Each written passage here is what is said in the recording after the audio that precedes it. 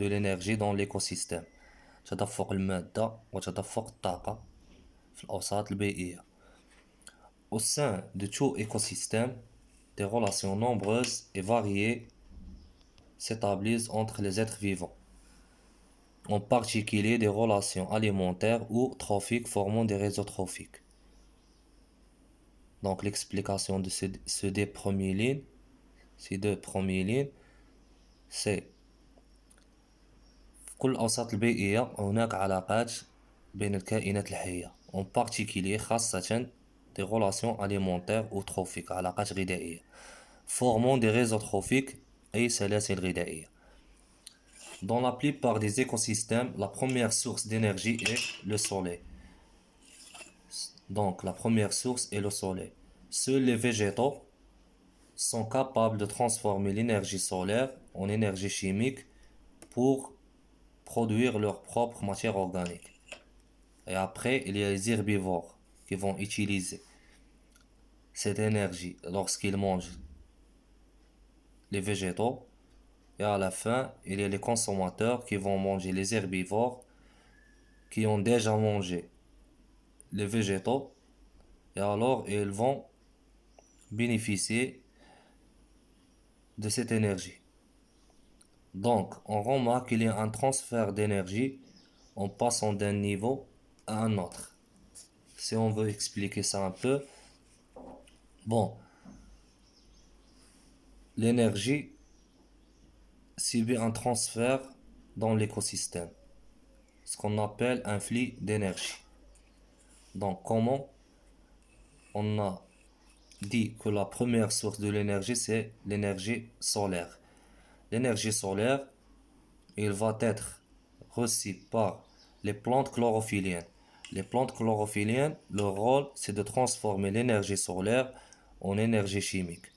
Le phénomène s'appelle la photosynthèse et les organites qui sont responsables de cette transformation sont les chloroplastes. Les chloroplastes هما عضيات متواجدة في خلايا النباتات اللي هي المسؤولة عن تحويل الطاقة الشمسية إلى طاقة كيميائية. والهدف من هذا كامل هو la synthèse de la matière organique, produire la matière organique pour les végétaux. كيفاش؟ en prenant le carbone, le dioxyde de carbone,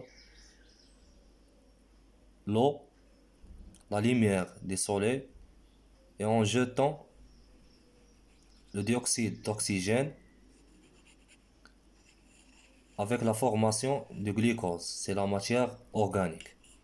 Après, il y a les herbivores qui vont bénéficier de cette matière organique lorsqu'ils mangent les végétaux. Et à la fin, il y a les consommateurs qui vont manger les herbivores et ils vont bénéficier eux-mêmes. Donc, la question qui va se poser, quelles sont les relations, le type des relations trophiques entre ces êtres vivants? Donc, entre, par exemple, un herbivore et un consommateur, un herbivore et les végétaux. On va savoir quels sont les différents types de relations trophiques. Bon, passons à la page 89. On va voir les relations qu'on a dans cette page. D'abord, les relations trophiques sont des relations directes entre les êtres vivants. Soit les deux êtres vivants bénéficient de la relation, أي الكائنين بجوج يستفيدون من هذه العلاقة الغذائية, soit il est nuisible et donne préjudice à l'un des deux et peut entraîner sa mort. يعني تقدر تكون غير soit il est nuisible et donne préjudice à l'un des autres et peut entraîner sa mort. Nuisible ضارة donne préjudice متحيزة وتعطي الأفضلية. يعني ماشي ضروري غادي تكون كيستافدوا منها لي دو زيتر فيفون بينيفيس دو لا غولاسيون، تقدر تكون كتعطي الافضليه لاحد الكائنات وكتأدي بالهلاك الكائن الاخر. دونك الصور اللي عندنا هنايا لي فوتو كون دون لا باج 89 les exemples des relations trophiques, des différents types de relations trophiques. Donc la première, les pucerons sont des petits insectes phytophages phytophage, c'est-à-dire نباتية, qui pullulent sur les tiges et les branches des plantes, dont ils sucent la sève pour se nourrir et causent des dégâts considérables aux plantes.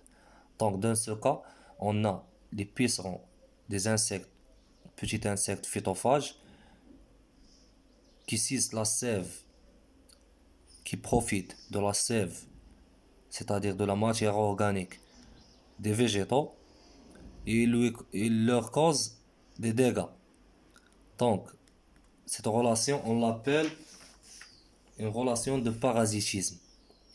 Le parasitisme, on dit que la relation est de type parasitisme quand la première espèce, c'est-à-dire le parasite, le puceron dans ce cas, profite d'une autre espèce, c'est-à-dire les plantes dans ce cas, dans cet exemple, et il lui cause des dégâts. بالعربية parasitisme هو التطفل. يعني هاد لو بيسون كيطفل على المادة العضوية اللي كاينة في النباتات وكيلحق بها أضرار، لأنه كياخد المادة العضوية ديال النباتات ما كتواصلش النمو ديالها بالطريقة المعهودة ديالها. La deuxième photo, c'est les lichens, résultent de l'association d'algues et de champignons. Les algues طحالب champignons فطريات. Donc في هاد العلاقة هادي كيتجمعوا les algues و les champignons.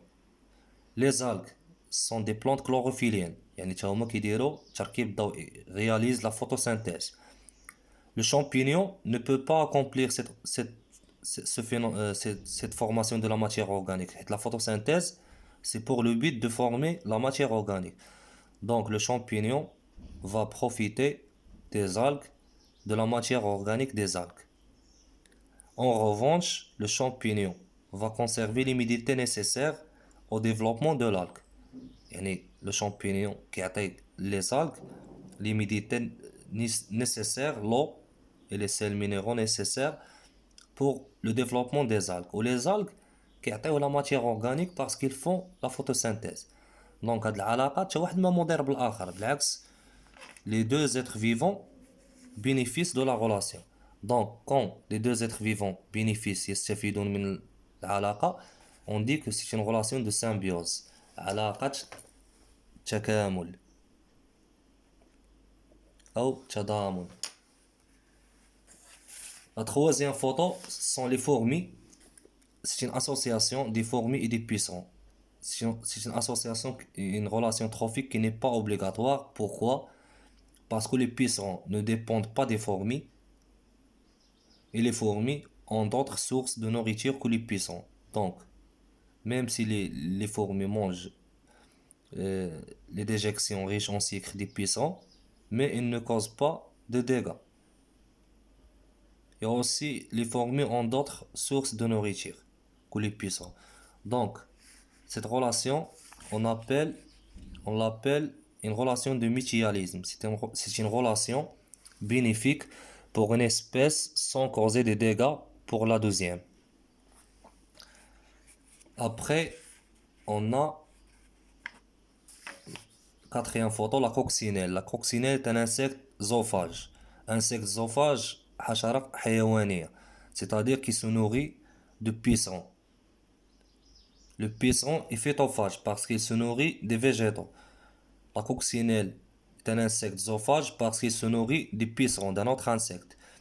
Donc la coccinelle adulte dévore jusqu'à 300 pucerons par jour. Donc on ne peut pas dire que c'est une relation de parasitisme, ni de symbiose, ni de mutualisme. Donc c'est une prédation. Prédation, yani iftiras.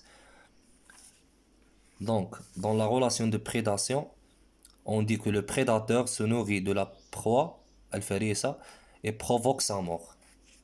Parce que la coccinelle, dans cet exemple, la coccinelle dans ce cas, il mange presque 300 pucerons par jour.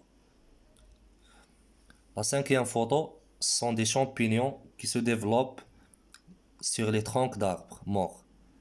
Donc, c'est une relation qui ne qualifie pas une relation entre les êtres vivants cette fois, mais c'est une relation entre un être vivant, saprophyte, qui est le champignon dans ce cas, et la matière organique.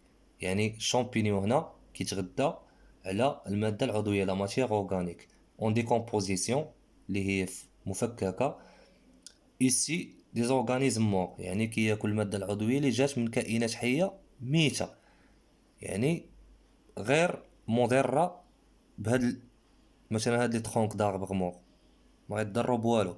كنسميوها علاقة ديال سابروفيتيزم، و كارactéristique ديالها c'est une relation qui réunit un être vivant, sa profite, et la matière organique. Donc, هادو 5 relations, 5 différents types de relations trophiques. Le parasitisme، التطفل، la prédation، الافتراس، symbiose، التكامل، سابروفيتيزم اللي قلنا هي علاقة بين كائن حي مع مادة عضوية، وميتياليزم اللي قلنا علاقة غير مضرة بالانواع الكائنات الحيه اللي كاينه في هذه العلاقه. دونك كاينه واحد لا غولاسيون واحده اخرى اللي هي غولاسيون ديال لي بريداتور، مثلا ان تيغر اي ان ليون. مثلا ان تيغر اي ان ليون sont toujours en relation de compétition parce qu'ils ont besoin de la même ressource. Par exemple, la nourriture. Le lion et le tigre mangent la même proie, مثلا la gazelle. Donc ils vont être en concurrence toujours. Donc la compétition, c'est une rivalité entre deux êtres vivants pour l'accès aux ressources des milieux. Les ressources, il peut être nourriture, il peut être eau, il peut être territoire, il peut être une proie, il peut être la lumière. Donc cette relation, elle est nuisible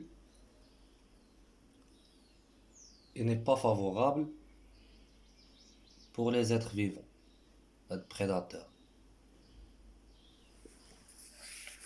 Donc c'est la sixième relation trophique. Il y a la compétition.